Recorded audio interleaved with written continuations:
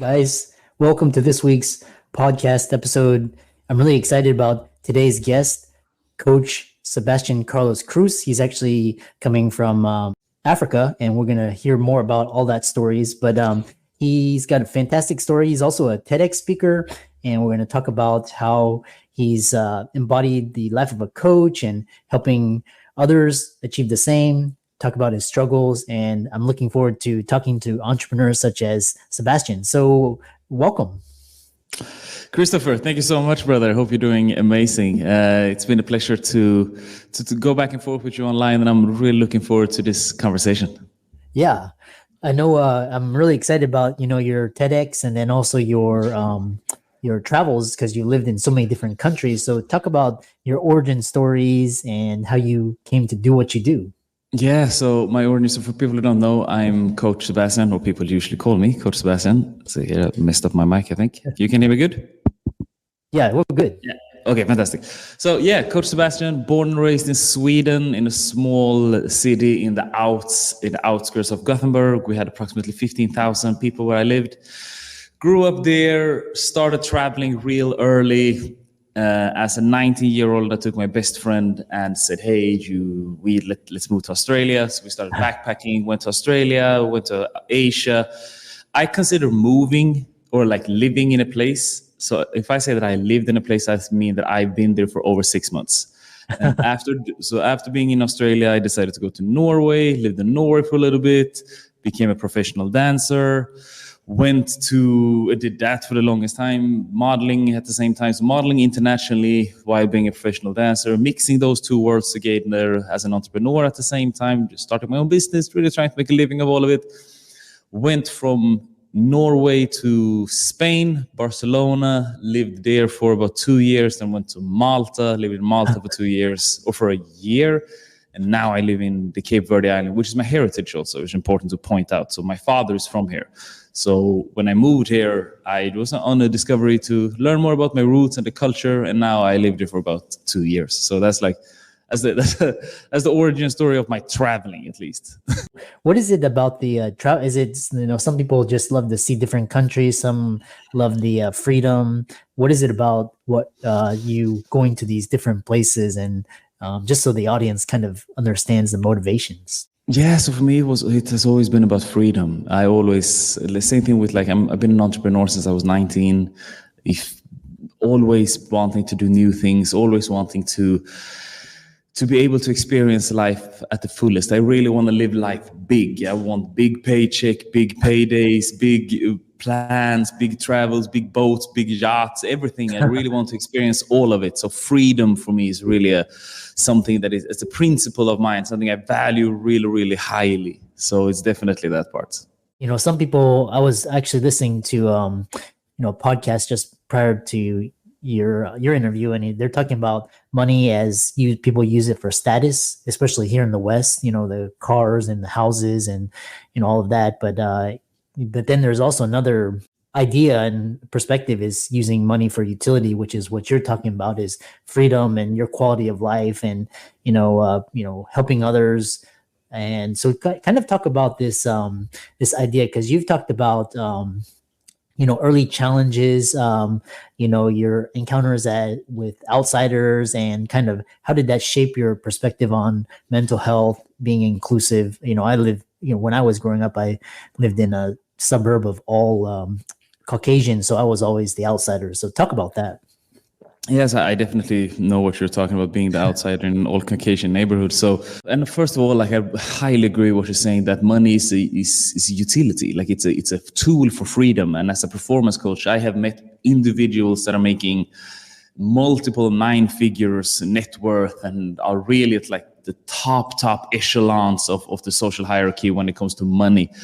But they are dealing with if you're not happy and you're not satisfied and you're not having an enjoyment of life, these people are as miserable as the people that I met that are living down on the streets here. I could like to argue actually that when I'm meeting people down here in Western Africa, in the Cape Verde Islands, they are happier than some of the entrepreneurs that I've been coaching that are running multiple billion-dollar venture capitalist funds in Wall Street. So it's give and take, right? So when that leads us to mental health, because when it comes to mental health, you need a mission. You need a mission, and I always been extremely mission based, and I always wanted to overcome things, and that's been my story since the beginning.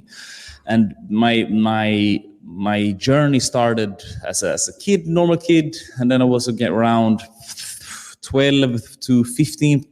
Like that's when I started. Like okay, like I don't look like everyone else, and you get a little. I don't want to call it crisis, but it's like an identification, navigation, right? Like you're trying to navigate who you are.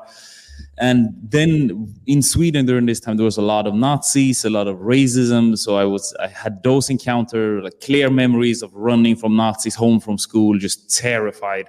Grown-up people screaming at me while I'm walking in the town, calling my friend a race traitor just because we're spending time together. So all of these things are like, that's my childhood. It's not my entire childhood, but it's a part of my childhood. And it gave me a clear vision of like, okay, but this is life also. This is also what life is about. And then fast forward a couple of years later, I'm living like the peak of a social media illusion. I'm traveling the world. I'm making money online. I'm modeling. I'm dancing, big stages. And then from nowhere, I just start getting panic anxiety, and that spirals. And I just start having that for a couple of, like, it's a really, really dark time in my life. I have panic anxiety. I wake up middle of the night, cold, sweating, pressure in my forehead, mind is running in all places, feel like I'm exploding on the inside, and really start to contemplating suicide during this time in my life, and really start to get like these suicidal thoughts.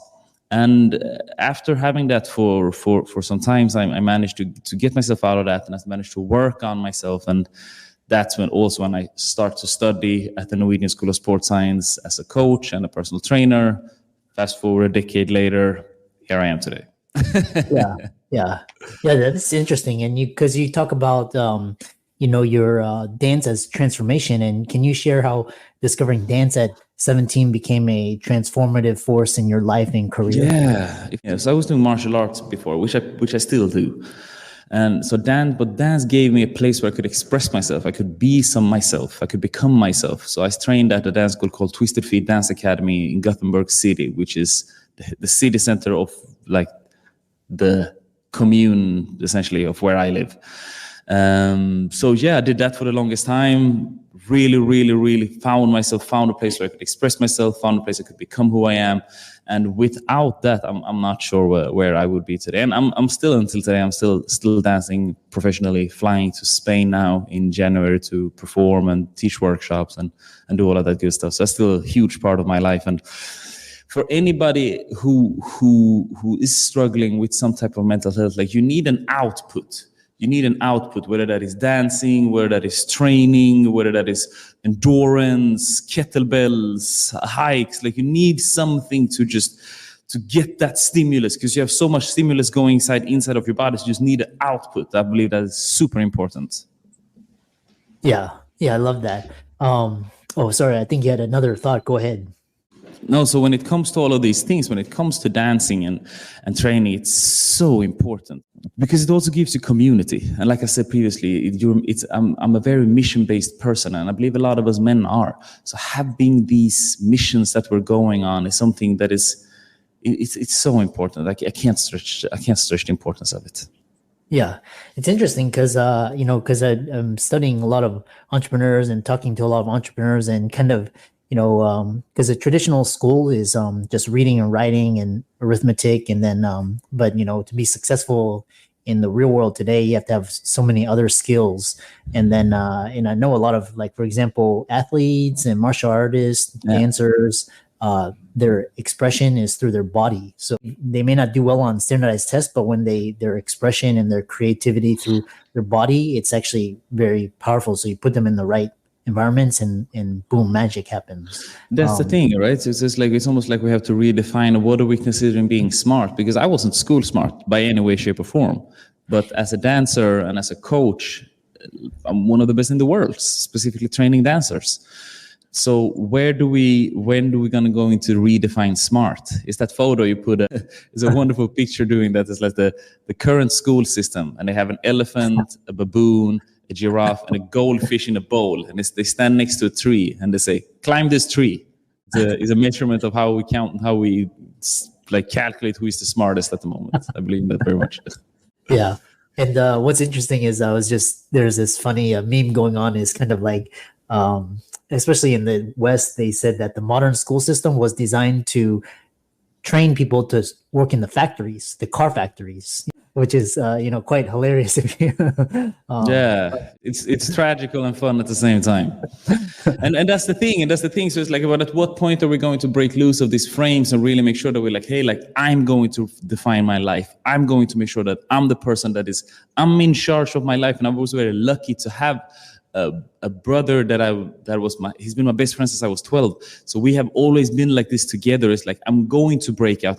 We are going to do this. We're going to be our entrepreneurs. We are going to have salaries. We're not going to be hired by somebody that we think less of. Like, we are going to go on this mission together. So again, mission-based with the brotherhood, I think it's super important. Yeah. I love that. I love this. You're kind of what you're talking about, freedom, and then basically you're gonna create your own. You're not gonna go work for somebody, and mission based. The other question is kind of moving on is this talk. One thing is you talk about innovation, especially innovation in dance, and you kind of created the world's first Afro-Latin dance festivals focusing on health. Talk about that. Exactly. So I did this whole journey. With my mental health, started struggling, went through all of this. And then when I came out on the other side, when I'm starting to getting better, I'm studying at the Norwegian School of Sports Science. That's where I study fitness. And when I'm done with that, during that time, I'm already a professional dancer. So my focus is on how to improve dancers to become better, because I saw a gap because I couldn't find anything that I needed. So I spent days searching online for dance-specific training, specifically for dancers, hip-hop dancers. But the only thing I could find was things for ballet dancers. And that was something I couldn't relate to. Like, just looking at ballet, I'm like, this has nothing to do with what I'm doing. I'm a hip-hop dancer. So spiraled through that, and it's like, okay, but let me create this. So during my entire time in school, I was focusing on sport-specific training. Fast forward a couple of years, I'm starting to dance bachata, and I become, and my partner during this time, her name is Judith Cordero Pereiro, and she's the creator of Bachata Sensual. Doing all of this, she's traveling the world. Now she's the best in the game. She's the creator of a dance style, like a literal living legend in this style. And I'm living with her. So as a result, I'm starting now, all of a sudden, I'm meeting world championship salsa dancers, Afro-Latin, like the best creme de la creme of that scene. And now I have all the knowledge of training in my head. So I'm thinking, these people, they are athletes. They should understand how to train at least. Nothing. Nobody's stretching. Nobody's warming up properly. That's when I see the opening in the market in this case. So I'm going to help Afro-Latin dancers become mentally and physically stronger. And we started the world's first festival doing that thing. We did it for 3 years, 2017, 18, 19. We were going to do it in 2020, but COVID happened. Kept on doing that. 400 people approximately each year came from all over the world. We had 20 plus different international artists from Cuba, Angola, Dominican Republic, Spain, Portugal, all over. Sweden. And then I turned that into an online business, which is what I'm currently also doing. Yeah, I love that. I love how you're talking about sports specific and just kind of innovation in the movements, and talking about stretching and just kind of turning it into a science and a business. That's true entrepreneurship. Yeah, and I'm very big on building upon things that you already have. So it's like So if you see my thing, it's like I worked as a waiter, and then I worked as a salesman, and then I was a door salesman, and then I started training, and then I started dancing, and then I started training specifically dancers, and then I kept doing the same thing but online.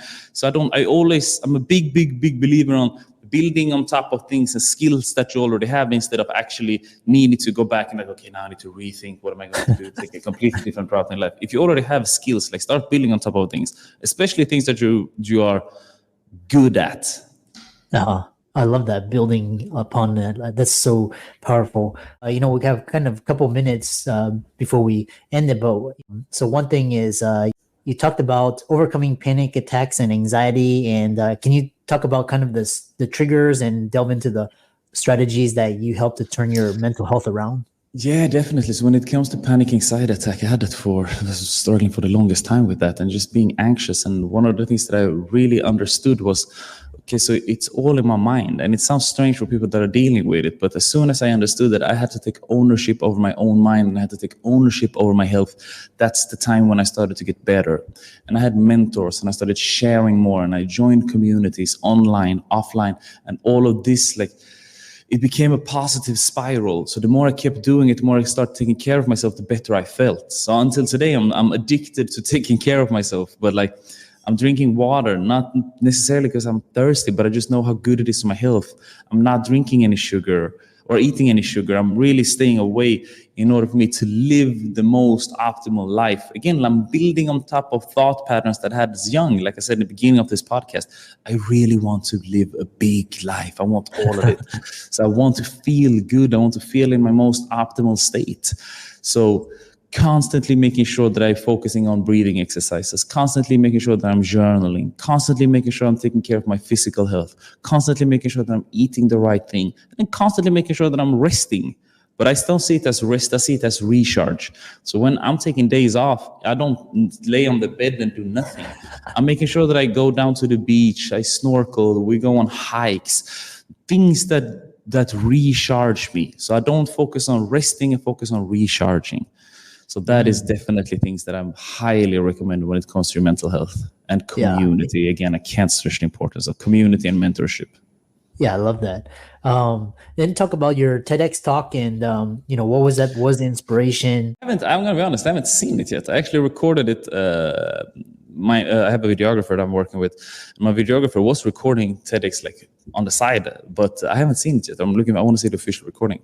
But so the topic of conversation was Vision Zero, men and women getting together to accomplish the impossible, which is essentially Vision Zero. That's something that Sweden presented in 1997, which is a nationwide incentive to end all deaths in traffic. So accomplishing Vision Zero. Now, I turned that into accomplishing another Vision Zero and to my own Vision Zero, which is essentially ending all suicides. I don't know if you know, but we have an extremely high suicide rate, well, not only in Africa, but in the world. Every 40th second, somebody decides to end their own life worldwide, which is absolutely insane. And it doesn't need to be like that because that's something that can be prevented. That is just something we have accepted. But if we go into first principle thinking that we can't stop that, that is Vision Zero for me, making sure we're ending suicides, making sure that men get a way to communicate and men and women working together, which is something I'm a big fan of, especially now how the world is separated. We have extreme people on this side and extreme people on one side, and I think that's completely screwed and fabricated, that we need to get together, working together in order for us to do that. So I did that TEDx talk, and then I also this weekend actually was in the capital of Cape Verde, which is Praia, in the island of Santiago, and did exactly the same TEDx talk, but in Creole, which is our native language here. And I did that in the Parliament House in front of First Lady of Cape Verde and different politicians. So powerful talk, and it's my life story in the beginning, and then I'm coming into talking about Vision Zero, and then by then I'm presenting this solution. Yeah. How can people contact you, check out your work, check out your TEDx talk, etc.? You can find me anywhere on coach.sebastian.cv or www.meetcoachsebastian.com. That is MEET coachsebastian.com. That's where you can find me. And for all the listeners out there, let's thank Coach Sebastian for coming on all the way from Africa. And this would be unable to record without technology, so that's really democratized the world. Yes. And I love that. And all of his resources will be in the links and show notes. And with that, thanks so much for coming on. Thank you.